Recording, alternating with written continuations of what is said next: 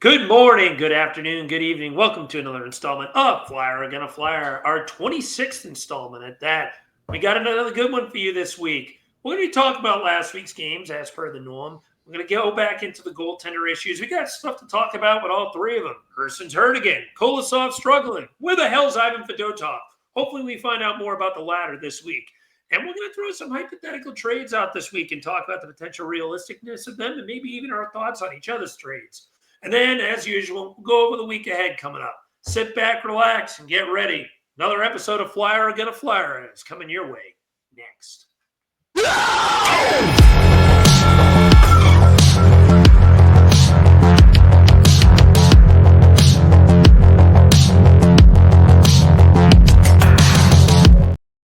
Good afternoon, everybody. Welcome to another installment of Flyer Gonna Flyer, episode number 26, coming at you, not live, but pre-recorded. We got a good one this week for you. As joined with me, as always, one of my two gracious co-hosts, Mr. Eric Martino. Eric, how you doing today, buddy? Oh, not bad, Alex, man. A little off, to be honest, a little tired there. End of the vacations. I've been not babysitting because they're my kids, but kids are off schools, taking care of them. It's a little exhausting. I'll be honest. I hear that. I've had an exhausting day myself, as I've told you guys off screen.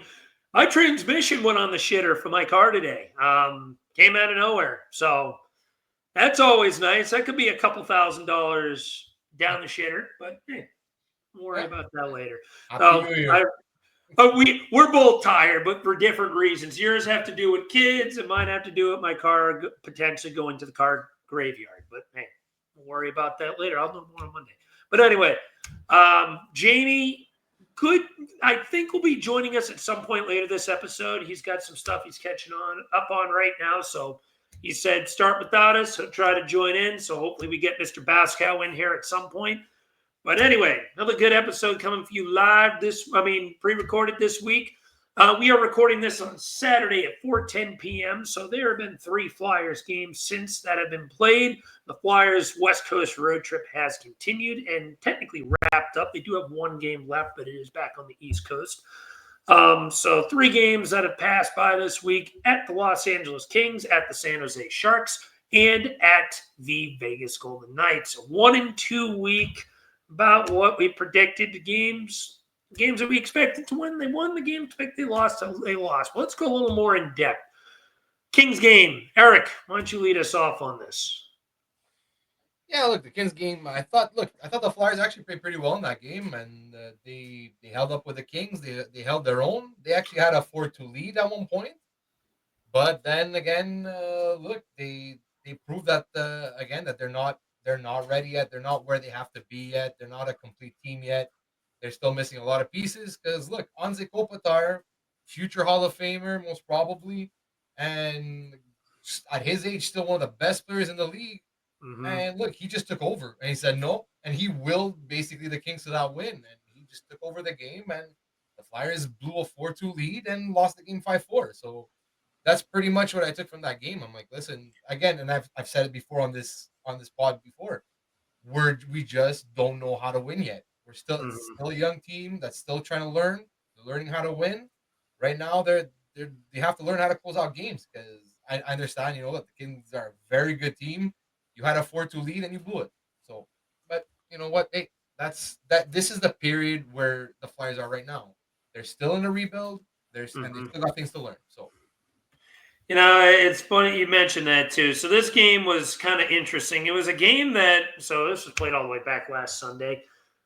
A game that they kind of felt like the early stages of the game was kind of controlled by the Kings, but the Flyers kind of found their footing afterwards. Kings jumped out to an early lead.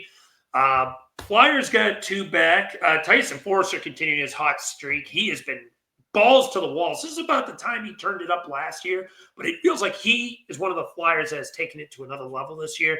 There's been arguments that some guys have regressed. I don't think he's one of them. He had 20 goals and 13 assists, 33-point season last year. I think he's going to shatter both of those totals. He's already up to 11 goals on the end. This was his 10th. He put up another one, obviously, later in the week. That Foerster, Brink, Cates line continues to be the most consistent line the Flyers have. Noah Cates' goal-scoring streak did end this game here. It ended at 5 games, but still, Noah Cates is another kid that has taken another step. He looks like he's fitting well as a true 3C potentially, but the Flyers get a bunch of those. That's the only issue. That isn't the issue. The issue is the star talent, the ability to win, as you mentioned. But the Forster-Brink Cates line once again continued to shine. Forster buried one. Flyers got another one in the second period from Scott Lawton off of a rush, and that was just a weird bounce that kind of just hit Lawton's leg and went in.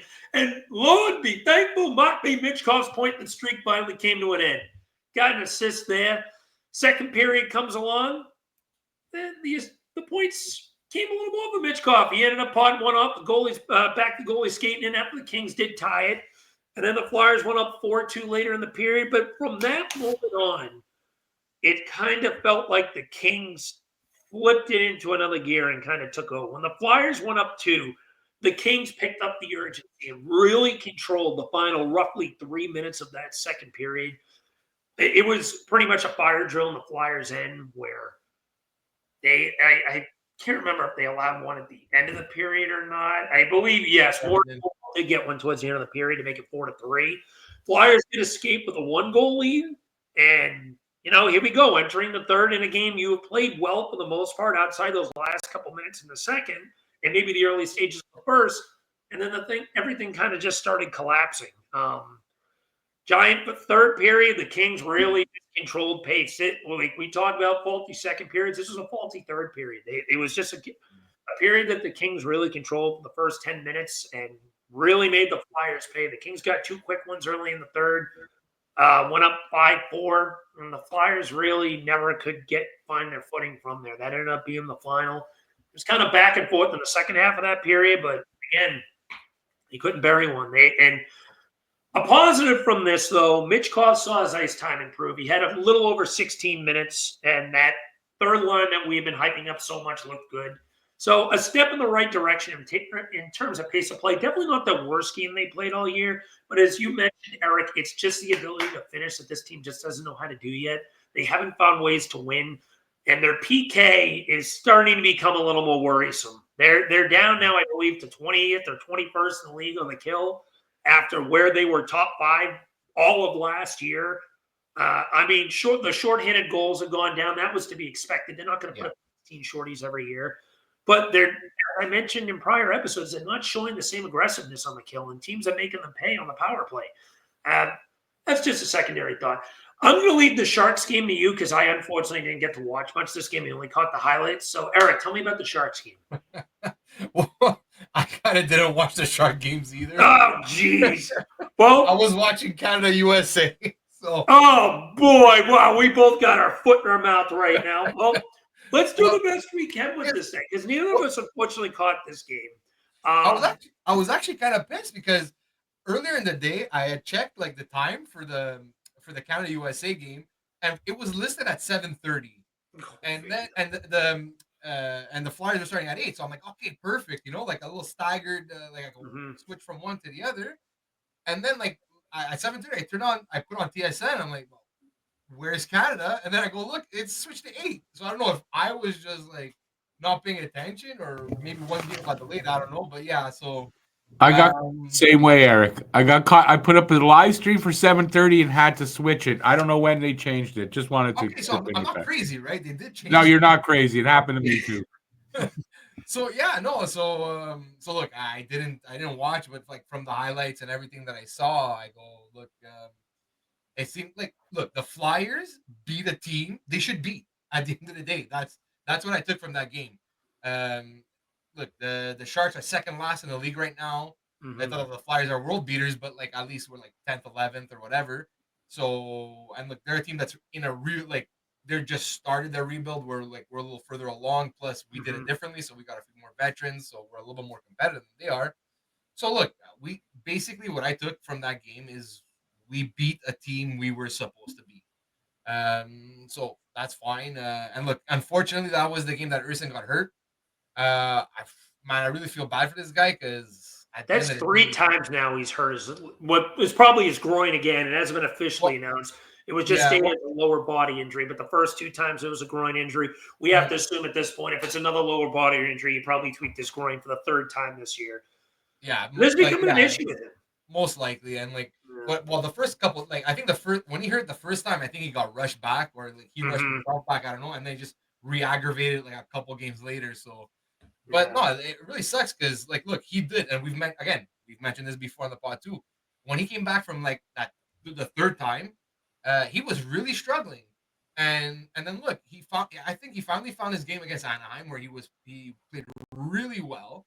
And then even like to begin the San Jose game where he was First 2 pulling the periods, shut yeah. out, he played a really good 40 minutes and then he got hurt. So And it stinks. It stinks. It really sucks. And well, I guess we'll get a little more into it when we talk about the goalies, but pretty much, yeah, that's what I took from the Sharks game. And yeah, to add on to that a little bit, you were right. Ursa was really just starting to find his groove. Of 5 periods of play, he only allowed 1 goal. Mind you, it wasn't against the best competition in the world. The Ducks are a dysfunctional mess. And the Sharks, as you mentioned, are still in the midst of a rebuild. So the Sharks, I have a lot more optimism for long term than the Ducks. Fuck you, Cutter. Go to you. But anyway, besides the point. The way that Sharks game was, like I said, I didn't watch any, but from what I read, it was a team that just really controlled pace. This may have arguably been the Flyers' best game all year. They controlled pace. San Jose never really had any true pushback in this. It was a game that I read from Charlie O'Connor where he stated a team where the Flyers just beat down a team that they are better than both skill set wise and just mentally. Like it's a team that they have more experience than, more skill than, and are a lot more developed down the road than. And it showed in that game. You know, the San Jose has that blue line is still a mess. They still have a lot of work to do there. You know, Dickinson, I think, is going to be good in the long haul. Whenever he comes up, he's still not there yet, obviously.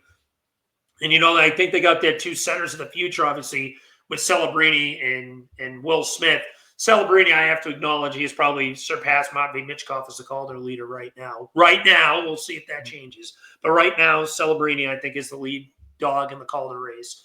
So, got to give him his props. And, you know, they've got a few extra guys there that can help put the puck in the net, obviously. So, but it was a game overall that the Flyers they have more than San Jose. They're more further along with their quote-unquote rebuild. Their defense core is light years better than San Jose's. They have much more depth.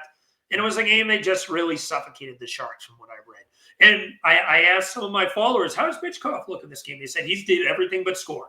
He looked like he was great again from what I read. So That's what I heard. I'm going to take their word at it. It sounded like it was another great game for Michkov again. And maybe that break he got in that Kings game may have sparked something.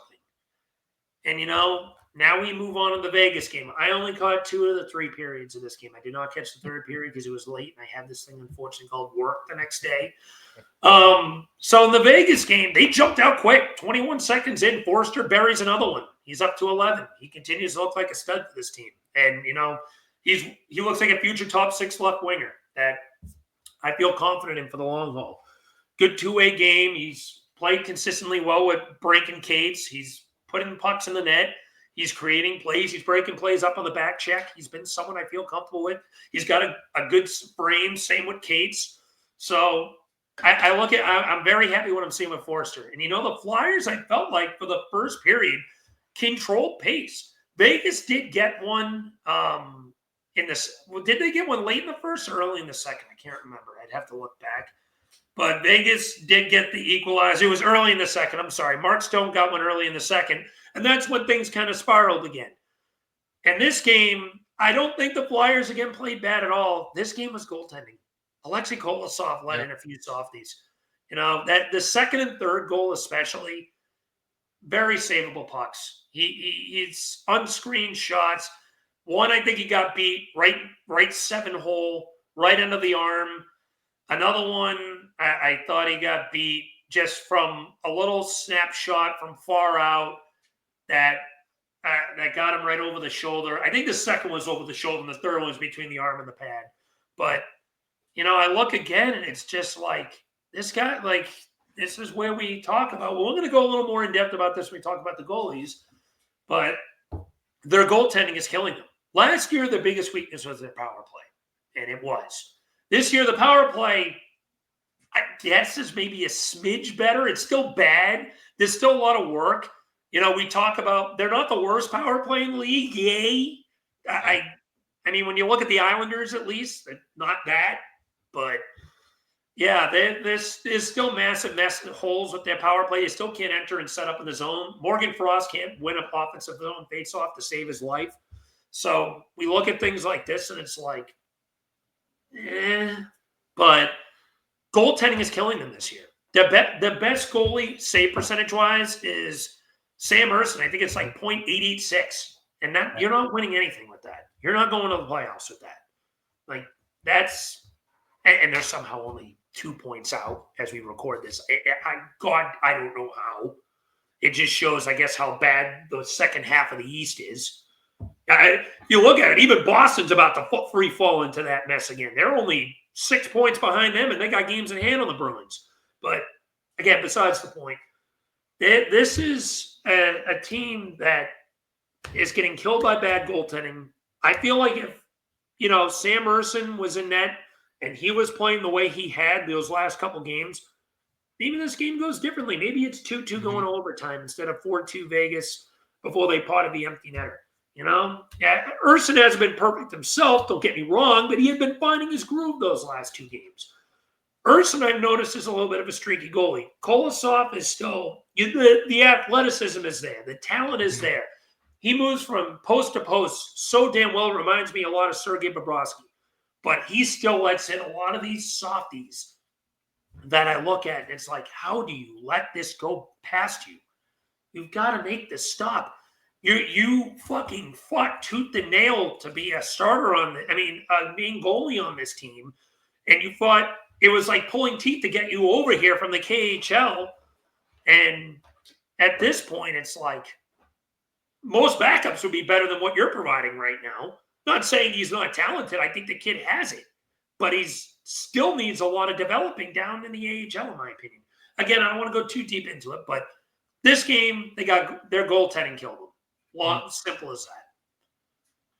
No, 100% agree. Like, look, I don't think we played a bad game, but like obviously you saw the difference in quality in team, I guess you could say. Look, you saw why also Vegas is where they are right now. Like, they're just they're a top team, and we're not right now. That's unfortunately, sometimes you could beat those teams, but like most often than not, you're gonna lose that game. And look, like I said, I don't think the Flyers played bad. I think they could have had if they would have had a better effort in goal, maybe the game would have been closer, and maybe they would have had a chance to maybe steal a point, But no, unfortunately, look, like we said, Ersson got hurt. Maybe if he would have started, like you said, the game could have been closer. And but look, at the end of the day, like I said, they played a much better team, and it showed on the ice. Yeah, it was definitely an unfortunate way for that game to end. But I will say the way they're playing has been much better since that Pittsburgh game. That Pittsburgh game was travesty. They played so garbage in that first period, and they played so garbage in that third period. They played well in the second, and outside of that game, the way they played in this road trip, even though they're 2-3, the way they played in this road trip, at least. Outside the goaltending, it's been good. It's been fair. It's been respectable. It looks like Mitch Kopp is slowly kicking out of his slump a little bit, at least in pace of play. He's getting the time on ice again. He got good time on ice the last 3 games. This is what I asked for. I didn't ask for him to get 20, 21 minutes a night. I don't want this kid to be thrown into the woodshed right away. I want him to at least 16 to 17 minutes. That's what I'm asking out of this kid. He should not be seeing fourth line time. Obviously, he's not on the fourth line, but the time equivalent of a fourth liner. He should be seeing 16, 17, maybe in a close game, and he gets enough power play time, maybe even get into the 18s occasionally. But that's a positive I can take from it. Konechny continues to be on a tear. He put on goal number 18.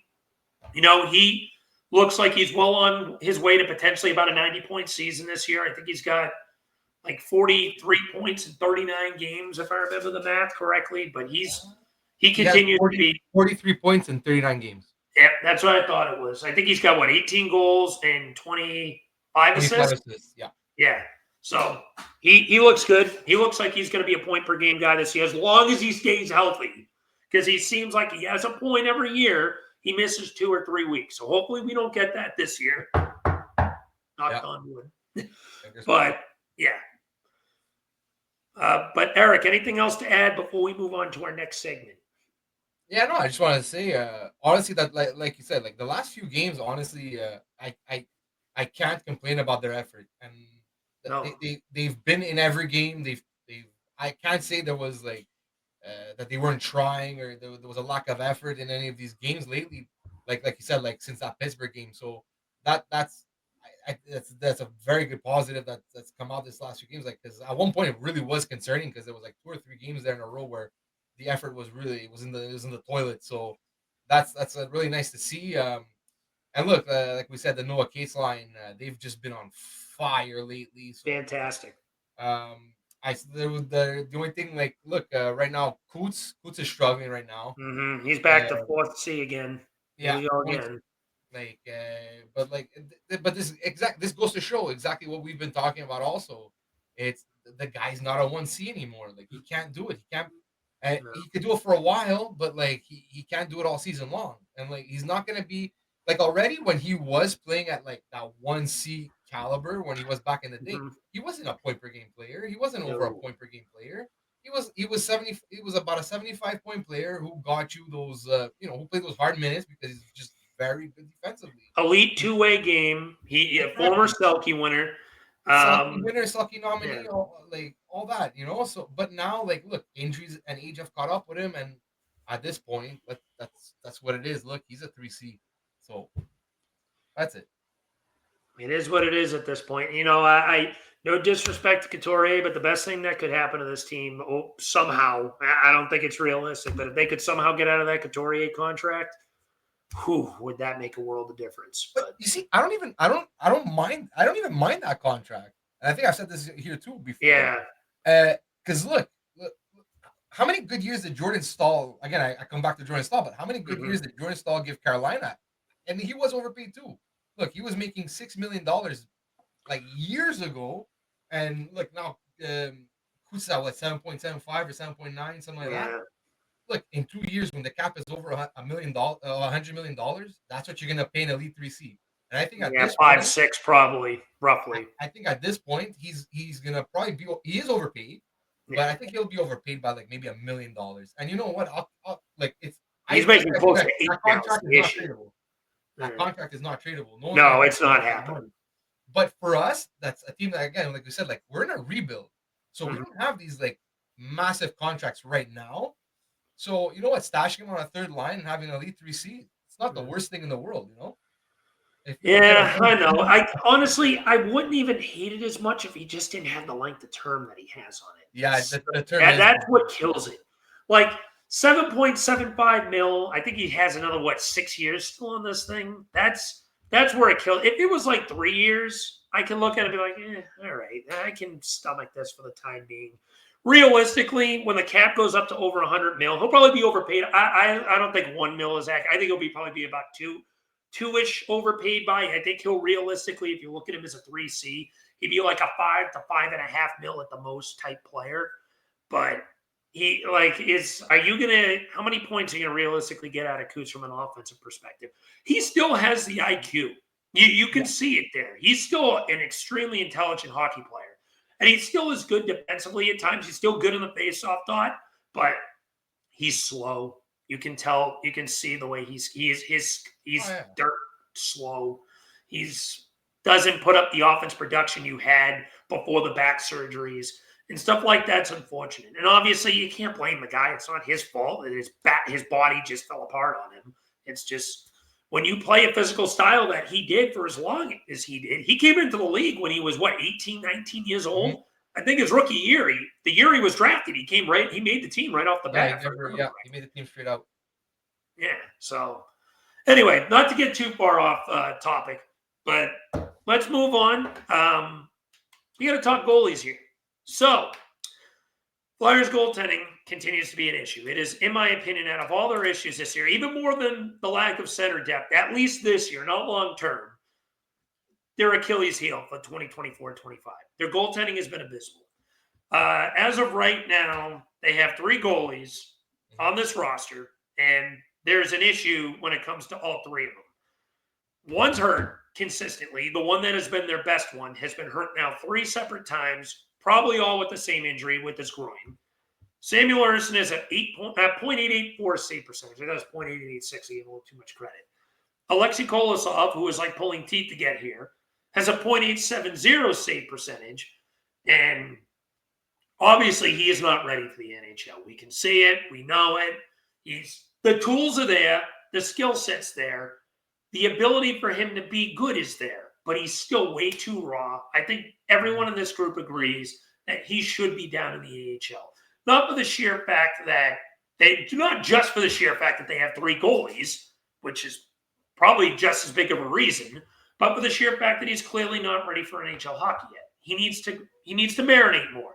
It's pretty much like having a juicy fucking steak left in the fucking kit, right in your refrigerator, and just marinated, and you want to throw it right on the oven after about an hour, but you should leave it in there overnight. You want that baby to marinate, absorb the spices or whatever sauce that you put on it, and that way it'll be that much better and absorb all those juices. He's like that steak that hasn't had the opportunity to marinate yet. And then we have Ivan Fedotov, who I'm almost convinced might be on Ryan Ellis Island right now. And not because of his own fault, but it's just the sheer fact that he's not playing. With that being said, Eric, let me let you start. Where does things go from here? Give me each goalie, your feedback on it. Where should things go from here, and what do you expect to happen from here? Well, look, at this point, it just seems like the Flyers are just unwilling to send Kolosov down. Mm-hmm. Again, if it's because, and I've said this before, if it's because of this whole going back to Russia thing, and I've said, let him go back. Like, I don't care. Like, I'm not gonna loan you, so go back home and go sit at home in Russia waiting for something to happen. I don't know what to tell you. So you can't base your decisions on fear. Okay. So like, look, now with the injury problems with Ersson, I guess this is what like they were saying, like, oh, we need to carry 3 goalies because of injuries. And if I'm not mistaken, please correct me if I'm wrong, but I don't remember Ersson ever having an injury history. Like, I think he was banged up a little bit. I think last year, but maybe I think his rookie season he might have suffered like. Maybe it was his rookie year. I thought he had one injury his rookie year. I know it wasn't his first, but yeah. Anyway. So, like, look, I guess now we're forced to play Kolosov and Fedotov because of the injury. Because look, if this is the case, if it is his groin again, like you gotta shut him down for a long time. Like, let it heal properly. Let it be like. I don't want the groin to be 100%. I want the groin to be 120% before this guy comes back. Because again, it's a loss. It's not that it's a lost season, but like we're not trying to compete for a Stanley Cup. We're trying to compete for a playoff spot, I guess. But like, is it the end of the world if we don't make the playoffs this year? No, absolutely not. Because the best thing for this team this year is to get a higher draft pick. And you know what? If you have to shut Ersson down for the next month or two, the next 3 months, even. Who cares? Even for the rest of the season, look, shut him down, and I guess Kolosov's gonna get his wish. He'll play in the NHL, and look, you're gonna have to ride Fedotov as your backup. Again, I don't even mind Fedotov. Like we said, he was playing well until that game where he got pulled. And he actually, most of his numbers are actually better than Kolosov's right now. I think the only number, like I'm gonna look right now, the only number that he's worse than Fedotov is his goals against average. And it's not even by much. Like Kolosov has a 3.68 goals against average, and Fedotov has a 3.7. So like we're not talking about like a massive difference. And look, Kolosov's goal saved above expected is -10, and actually Fedotov's is less. It's at -6. It's still not good. It's still a -6. No, obviously not. Yeah, but still better than Kolosov's. And like we said, those last couple games that he started. Like he's let in like a lot of squeakers. This guy should be in the minors. That's just the way it should be. He should be working on his game in the minors, and helping the Phantoms, like especially like we said with Makaniemi that got hurt like a couple months ago. Like he should be the starter right now, carrying that team. But no, they're scared to send him down, and because personally, even with Urson hurt, if there's a goalie on, like, too bad this injury didn't happen like a couple days ago because Caden Primo was on waivers. They could have just picked him up. Honestly, that's what I would have done. I would have picked up Primo and I would have sent Kulisov down. Personally, that's what I would have done. Because honestly, like, look, Caden has the connections to Philadelphia.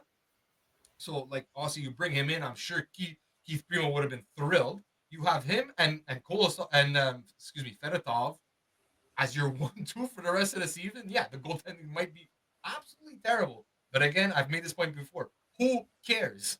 Who cares? And then the goalie that you actually think might be something could work on his game in the AHL, fix his game, and then next year you can maybe even have a tandem in the AHL of Kolosov and Bjornsson in case you want to keep Fedotov if he shows something. Or then if he could work on his game and master it and fix whatever he has to fix, then he could be your long-term backup or even your starter next year. But you have to work on your game. And he's not able to work on it because he absolutely wants to be in the NHL, and the Flyers refuse to send him down. So I couldn't agree more. I think you hit every hammer on the nail. Like, me personally, I've hammered the Alexei Kolosov shit plenty of times already. He should be in the AHL. He's clearly, I'm going to just sound like a broken record, but he's raw. He's a raw talent that has something, but needs to marinate. And I know I've said it a million times, but it's the truth. And you can't, as you mentioned, you make it, as we both mentioned on this show, call his bluff. If this guy wants to go to the KHL, fine. I mean, he wants to go back home to Russia, fine. Go ahead. You're not getting loaned. You can sit at home, stewing your juices, and do your own thing elsewhere. Who gives a damn? They have two other really good goalie prospects that have yet to even come here in Bjornstrom and Zavargin. So, especially Zavargin, that kid. He's there, in my opinion, that number one. I've said it many a times before. That kid is good. I think, it's funny. I was talking to one of my followers yesterday, an old friend of ours, Dylan, actually. He asked what are my top 10 Flyers prospect would be right now. And I said, I can't quite do top 10. I don't want to be after 5, it gets a little murky, and I haven't done enough true research on every one of their prospects. But I can give you the top 5, maybe the top 7. I put Zavargin as the number 1 prospect right now. Yeah, I truly do. I put him ahead of Luchenko. I put him ahead of Barkey. I put him ahead of Bjornstrom. I put him ahead of Bonk. This kid has been successful at every level he's played at. He's SKA starting goaltender in the KHL. I think he's got a .916 save percentage, .915, something like that, in his first year there. That's fantastic. You're in the majors, the big boys, at least out in Russia, and you're playing this well. Good on him. But anyway, back to the point at hand. Ivan Fedotov, I agree 100% with you. I don't think he was playing all that bad before he got benched. I'm going to read off some of his splits before he pretty much got sat down. So obviously he had his rough 3 games against Calgary, Seattle, and Washington. We were terrified about what was happening with him. .839, .792, .826 save percentage in those first 3 games. He was terrible in all 3. No arguments from me. After that, he got that little 2-week break to reset himself, comes back against Tampa. 22 of 23 in net. Against the Tampa Bay Lightning in Tampa, Flyers win that game in a shootout. So we're not even counting his shootout saves. I think he was perfect in the shootout, too. Got his first career win in that, .957. Then the game against Ottawa, Matvei Michkov got his first OT winner. He was 33 of 37, .892. That's respectable. Is it great? No, you allowed 4 goals. But for a game you allowed 4 goals, you faced 37 shots, you stopped 33. Then you got the Buffalo game 2 nights later. He earned another start, 22-3 of 25, .920 C percentage. Played solid in that game. Then you go to the Carolina game. Same as Ottawa, except that one unfortunately ended in a loss. 33 of 37, .892. The Vegas game, Vegas is really good. They lost that game in a shootout. I kind of forgot they've already actually played Vegas this year. But they lost that game in a shootout, but he didn't play too bad, 26-30.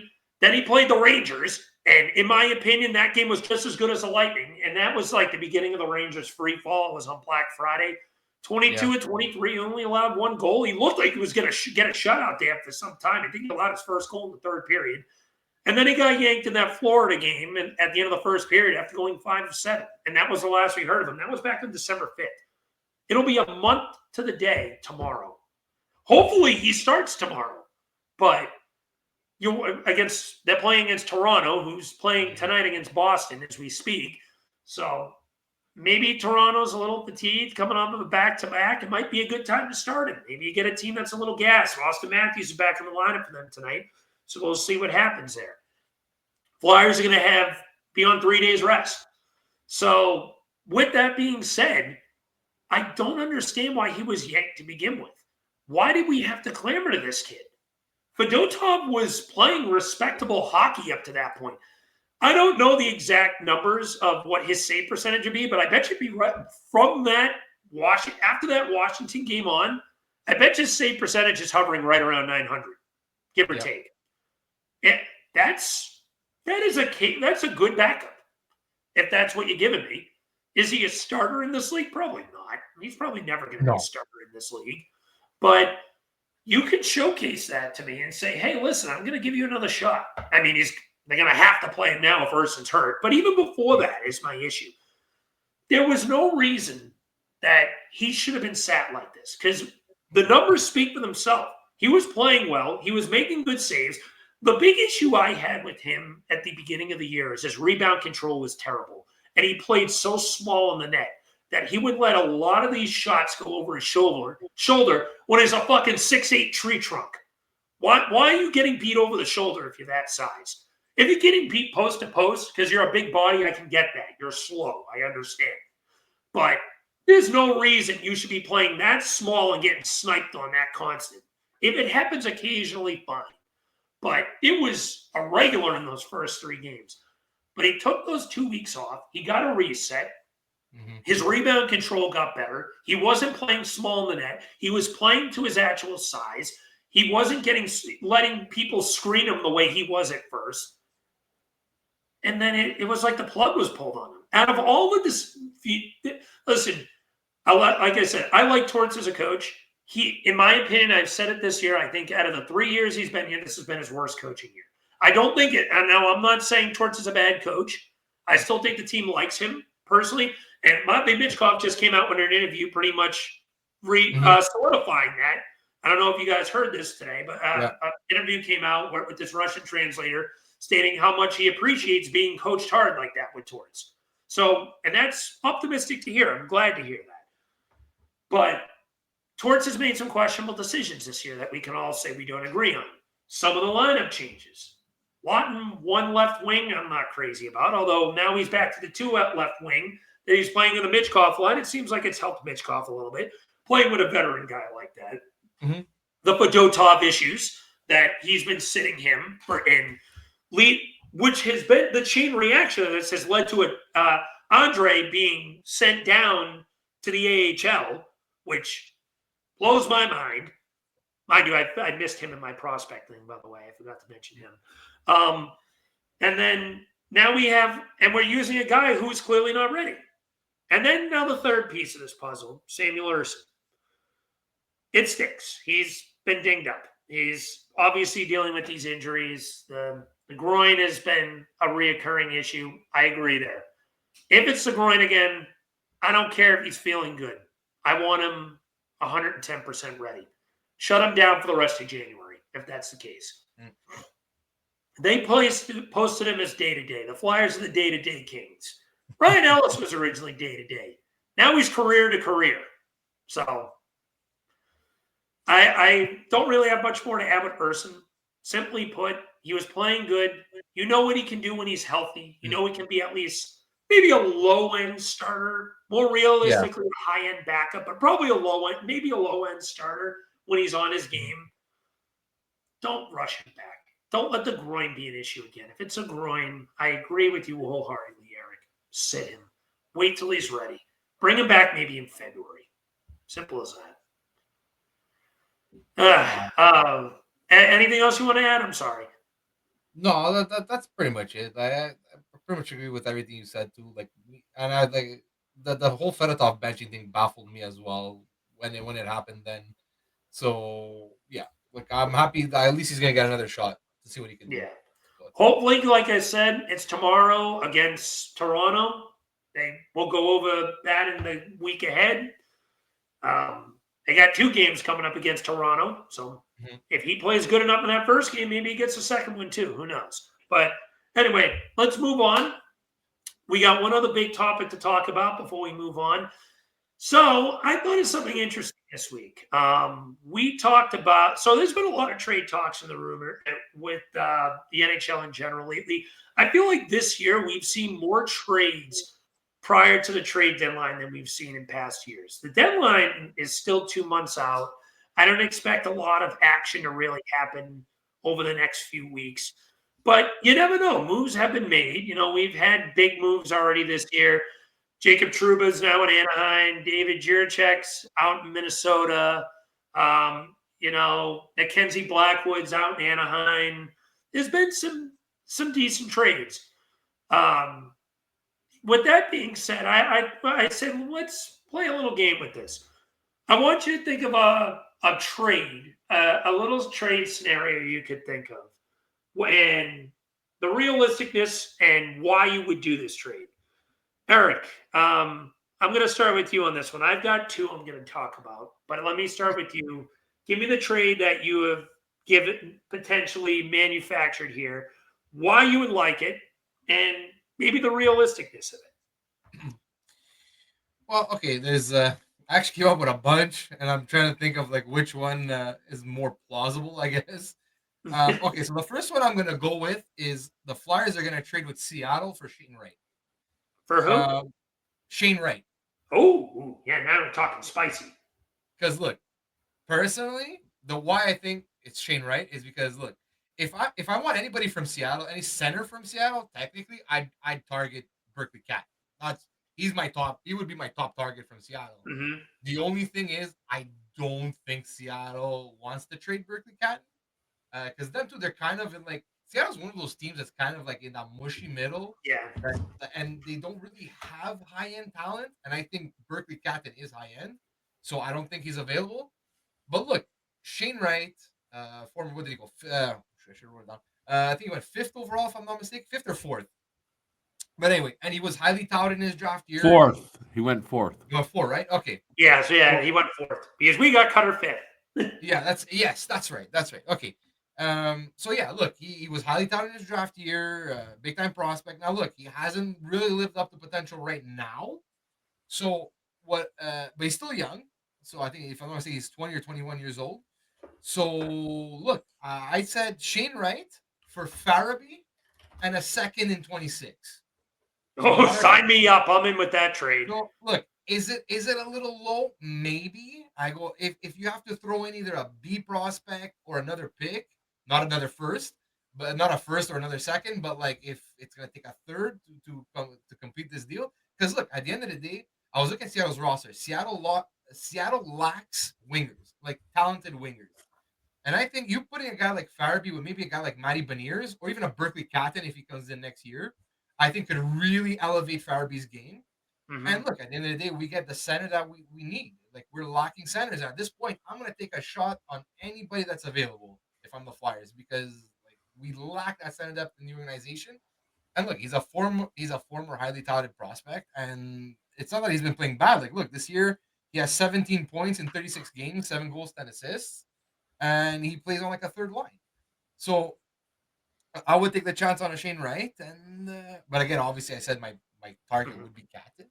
But no, that's my first mock trade. All right. So I'll start with actually, you know what? I got 3 trades because I got a third one I was hesitant to bring up, but I'm going to do it anyway because I yammered about the Dylan Cousins trade. I'll bring him up after. So this is my lowest to the 3. Flyers trade with Columbus. They have a history with trading with Columbus. They've done it plenty of times in the past. It seems like the one team in the division they have no issue with trading with. They made the Hartnell trade back in the day when they brought back R.J. Umberger. They had the original Jeff Carter trade years before that. They had the recent trade with Ivan Provorov. They had the Jake Voracek, Cam Atkinson swap. So this team's got a history of making moves with the Flyers. So they decided to give Columbus another call. Mind you, they have a different Wandell's now the GM, so it's not the same GM they had before. Flyers make a move for Columbus center Cole Sillinger, for Joel Farabee, and a Columbus's second-round pick returned back to them. I like Cole Sillinger's game. I think he's currently slotted in the third line, but I think he has more to his game that has not been showcased yet. Cole Sillinger, former first-round 12th overall pick, drafted by Columbus in 2021, I believe. He's only 21 years old, young kid. It's only his fourth year in the league. He played right from the get-go at Columbus. His career high is only 32 points, but this year he's on pace to shatter that. In 38 games this year, 6 goals, 15 assists, 21 points. He's 4 assists away from already tying his career high in assists. And this kid is, I think you're scratching the surface of what you could have with him. I think he has a real 2C potential. And I think a kid like that, he has, when I look at Sillinger, he's a pretty good sized kid. He's about 6'1". I think he's about 200 pounds. So he's something that the Flyers lack in terms of physicality. The Flyers' average weight, as we brought up at the beginning of the year, was about 190 pounds. So this kid can bring a little bit of girth in front of the net, who can really scrap for pucks, especially on the forecheck. And I feel like a kid like that could really open things up for the Flyers' middle six to give them a little more room. Columbus, I think, needs some winger help, and I think Joel Farabee, as we both have mentioned, could use a fresh start. He looks like it's only a matter of time until he's moved here, and I hate to say that because I think Farabee's such an awesome kid. As I've mentioned before, I met his father on my trip to Tampa Bay, shot the shit with him for a little bit. Great kid, BU alumni, but I feel like the writing's on the wall with him, and I think there's a more realistic chance than people believe he could be moved before the year ends. So that's my first trade. And then obviously we give Columbus his second round pick back. It should be top half of the second round. I'd even consider moving the Edmonton first because he was a former first round pick. So maybe if they really want to push it, maybe I move the Edmonton first instead of the Columbus second. But Columbus second and Farabee is where I start. What's your next? What do you think? I have almost the exact same trade as you, but except it's not for Cole Sillinger. I have Farabee and Columbus is second. I think this price might be a bit high, but for Igor Shinnikov instead from Columbus. He's been good this year. He's had a bit of injury issues this year, which is a bit concerning.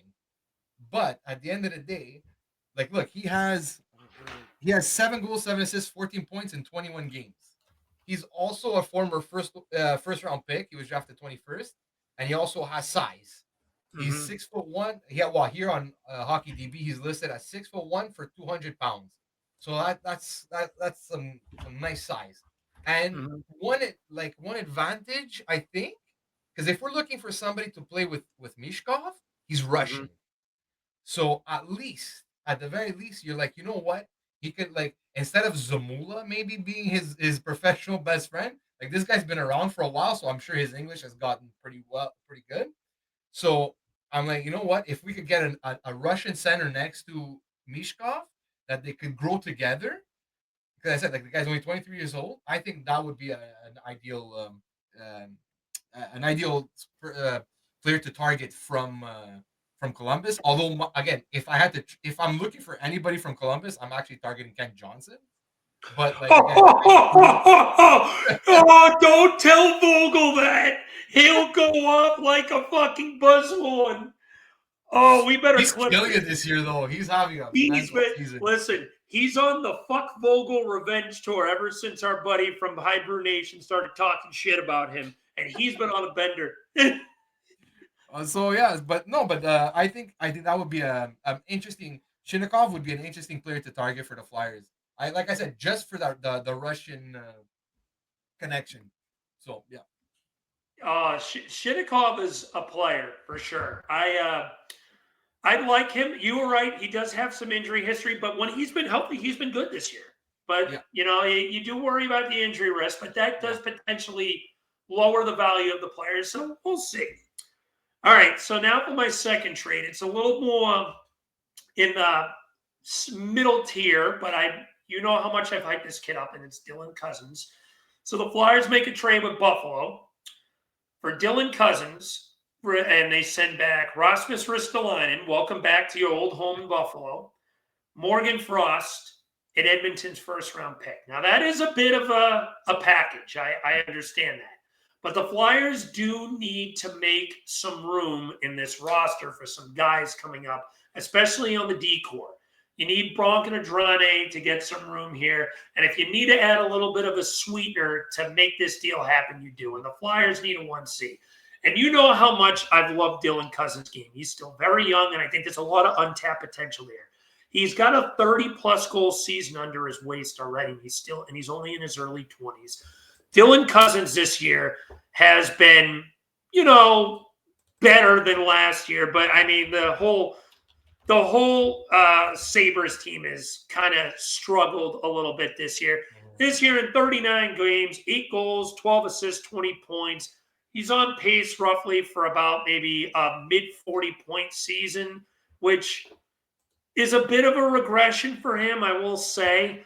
But he's one of those guys that I feel like there's a lot of untapped potential there. And the fact that he's already got a 31-goal season from his age 21 year, it can be brought out still. He's got a 68-point season under his belt, and I have a feeling Cousins does pick it up in the second half of the year. Now, mind you, it is a risk. I incline to that. He makes $7.1 million, and he's got a good chunk of turn. So if this backfires, you're going to be eating this. This is going to hurt you, and it's just another log jam in the roster. But I have faith in the kid. He knows how to play offensively. He knows how to put the puck in the net. He's a smart kid. I think he's someone that really knows how to drive the play, and I feel like a fresh start for him would do wonders.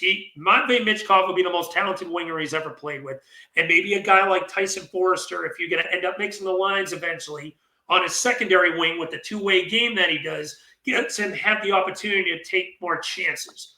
I think his offensive game would flourish a lot more with those style of wingers on his opposite ends. I love Cousins. I want to see him here. That would be my pick. I know Not a chance in hell Buffalo takes Ristolainen. Risto's been a lot better. He's exactly what they need, though. Yeah. I've said it before. He's exactly a fixed Risto is exactly. This is not the Risto Buffalo had in the past. Yeah. He is light years better than what he was in Buffalo. Bradshaw did wonders to his game. This isn't the situation you had where he was a broken project that Buffalo gave up on. It's a stupid management. They're not going to want him back. Yeah. No. If that's a completely different argument. I think was it Craig Adams that traded Risto, or was I it believe Botterill? so, yes. It wasn't Botterill that traded No, I think it was Craig Adams. I believe you were right on the first end. But Kevin Adams, I'm sorry. But yeah, Buffalo they are a dumb management. We all know that. Pagula must go out with Pagula. But that is exactly what they need, as Eric said. They have a lot of skilled defensemen, but they need a physical one. They need a guy who can check on the boards and use their size. So a fixed Ristolainen could be exactly what they need. But I don't know. Buffalo is probably stupid enough to do that. All right, Eric, let's hear your next trade. Okay. Go with. Okay, let's say. Let's use whatever your best one is left, because we gotta wrap this up after this trade. I'm going with the Flyers will trade with Dallas for Maverick Bork, and they'll be sending Risto and Bobby Brink. And if Dallas would want a little more, I'd be willing to throw in another pick, but not a first, maybe a late second or a third. But look, Dallas now with the Sege money that they have. I don't know much about Bork. Tell me about him. He's young. Look, he's young. He's 22 years old. He's going to be 23. Mhm. Now, look, he put up big numbers in the AHL. The only thing is, like, look, he was playing with apparently he was playing with Stankoven in the AHL. So I don't know if his Oh. numbers are inflated, but he's a former first-round pick.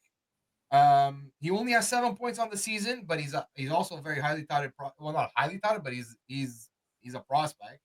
So, like, look, if all it's gonna take is Risto and Brink, I would take that chance on a guy like Maverick Bork. I would take a chance, and we'll see.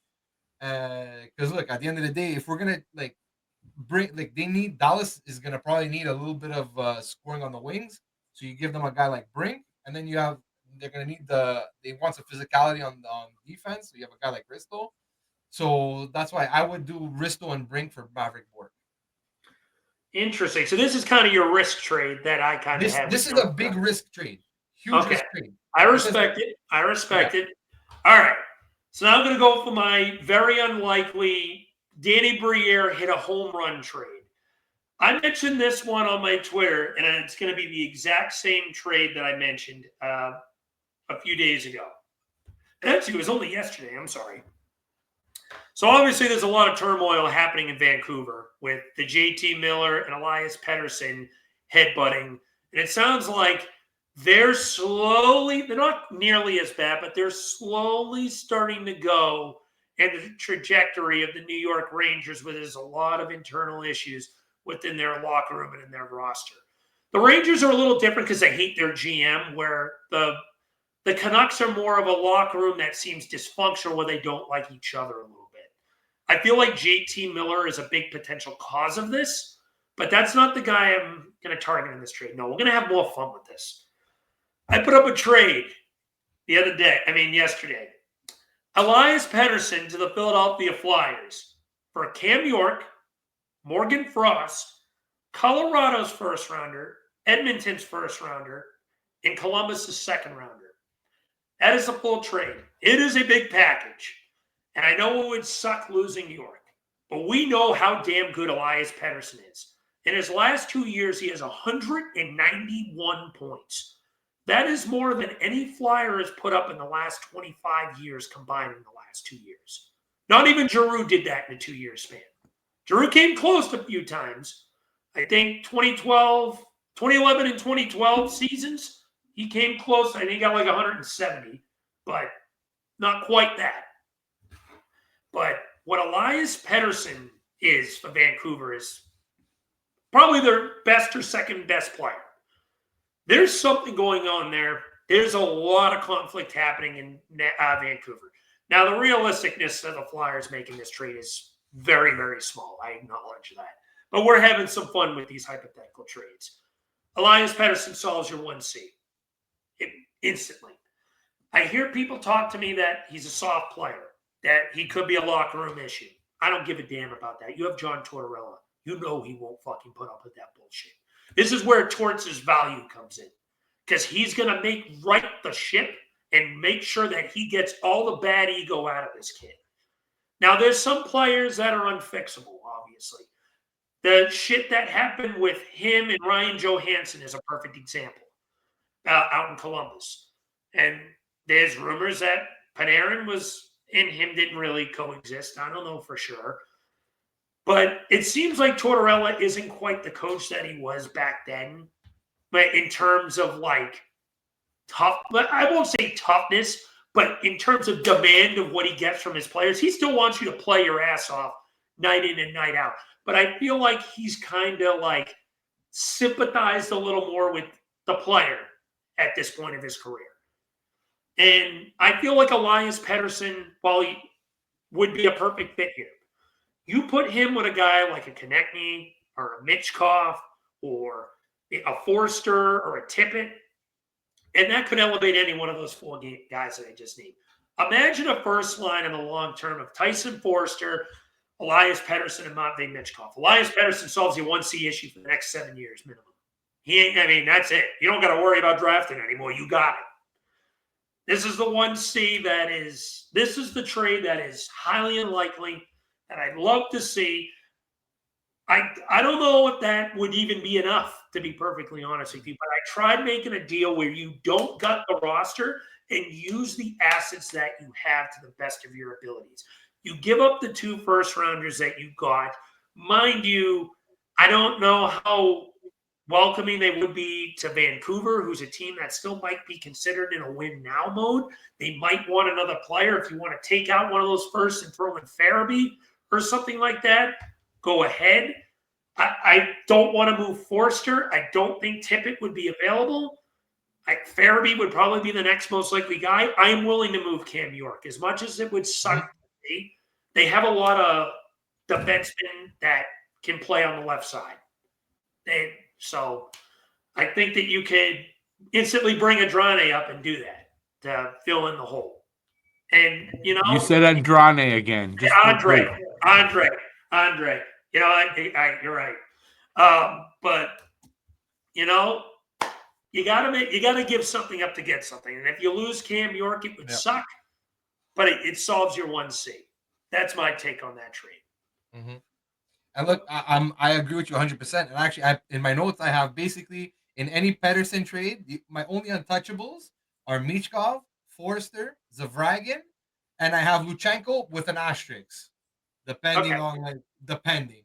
Yeah. But for me, I'm like, I would if Vancouver is seriously thinking about trading him or is seriously trading him, you have to be like, this is the one where look, you're gonna lose that trade one way or another. You're probably gonna lose that trade with the package that you're gonna give up. Maybe, who knows, you know? But you have to pounce. This is the exact player that we need.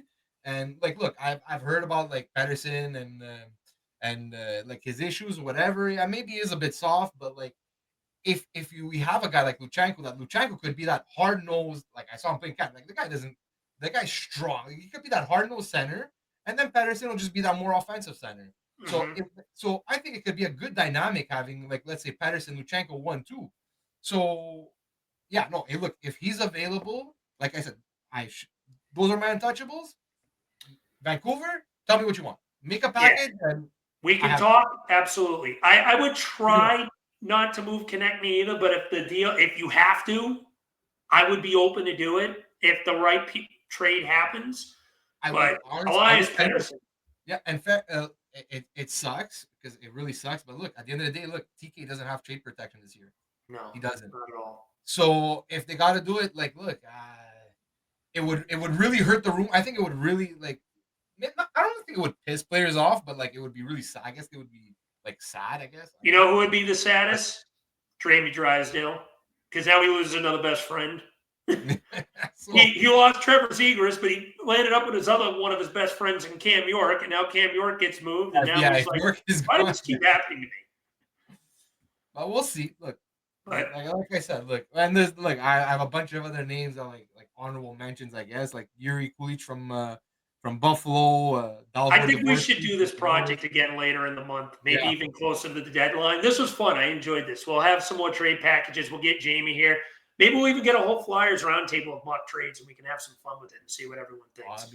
But let's move on. Tell us what you think in the comments, by the way. Do you like any of those trades? Do you think any of those trades are realistic? Do you think I'm out of my mind for even suggesting moving some of these guys? And do you think, hey, Alex, you're an idiot for trying to give up what you did for, say, Dylan Cousins or something like that? Let me know. Fire away. Let Eric know what you think of his trades, too. Let us know in the comments. But anyway, moving on, we got to talk about the games ahead. So 4 games this week. They got a pretty tough week coming up. So a home and home Sunday and Tuesday with the Toronto Maple Leafs. First time all year you play them. I know this will be one of the few times all year Rick, our bubble in the corner, will be cheering for the Flyers. Yes, sir. Yes, sir, I will. So Leafs home and home on Sunday and Tuesday. Home against Dallas on Thursday. And then the main event, Saturday. The hated man returns to the Barg at home against the Anaheim Ducks. We may have to do a watch party for that. Well, we'll talk about that maybe. But Eric, give me your lowdown. Let's hear it. Okay, Toronto. I think they split Toronto. I think they win one, lose one. Look, like you said, I think Toronto's playing a back-to-back, so maybe they catch they catch Toronto tired on the first game on the 5th. So I think they go 1-1 with Toronto, lose to Dallas. Dallas is just another powerhouse, which I don't think we stack up against. And Anaheim, I think we beat Anaheim. If they don't show up for that game in Philadelphia, I guess Cutter Goatsy, that's going to be a real damn shame. So I think 2-2 weekend, 2-2 weeks. Sorry. I have the same exact record against the same exact teams. So I'm also 2-2 this week. I think you're right. They catch Toronto a little tired in the back-to-back. I have the Flyers winning 5-3 tomorrow. I think it's a competitive game until the third, and the Flyers actually outplay them in the third, and Toronto's a little gassed, and the Flyers end up winning that game 5-3. I think they lose the game at home. I think Toronto wins that one like 4-1. They're lucky they're catching Toronto in a back-to-back. That's a team they have struggled mightily with over the last couple of years as a Toronto Maple Leafs. They just seem to have their number. Dallas, they played well against Dallas last year. I mean, this isn't last year. They lost one in overtime and annihilated them at home last year, which was shocking. I think that was a game that Tippett made that ridiculous spinorama goal. I think they lose to Dallas in overtime. I'm going to say 3-2. And then when Cutter comes to town, Flyers win this game 7-1. I don't think they win. I think they annihilate them. I think they come in, rip shit, and they feed off the fans, and they crush them. 7-1 Flyers on Saturday is my prediction. But, yeah, Eric, any final thoughts before we wrap things up here? No, well, look, I'm just excited to see what happens with the goalie splits this week. To see Fedotov back in action, because, like we mentioned before, I personally, and you also don't think he was playing terrible. So I want to see him get another chance. I want to see him, like, maybe he could take over the starters net. Who knows? Yeah. So yeah, I'm looking forward to that, and yeah, that's it. Just looking forward for another week of good hockey. I'm with you there. I'm also watching Fedotov. Hopefully he looks good coming back. I do worry that being off for a month, he might be a little rusty, but we'll see. Hopefully he does play tomorrow. We'll find out then. If I see Alexei Kolosov in that after how he's played the last couple games, I probably will not be a happy camper. But anyway, and then Saturday, they better show the fuck up. I'm going to make another bold prediction this week. I think Michkov scores his first career hat trick this week. I don't know which game, but he will score his first career hat trick this week. That is a bold prediction. He's been playing much better over last week, and I think it's going to show on the stat sheet this week. He's going to score a hattie. Not sure which game, but he's going to put up a hattie. But that'll do it for this week. Thank you all for tuning in. Leave a comment, like, subscribe, whole 9 yards. We've got 25 other awesome episodes. Check out our other shows. Habnormals, Hibernation, the Pucking Around podcast will be live upcoming in the near distant future as well. So check out some of our live streams as well. Check out the shorts where I drop a little bit of tidbit on breaking news. But with all that being said, thank you all for tuning in. Another great episode. Everyone, sit back, relax, and take care. And once again, let's go Flyers.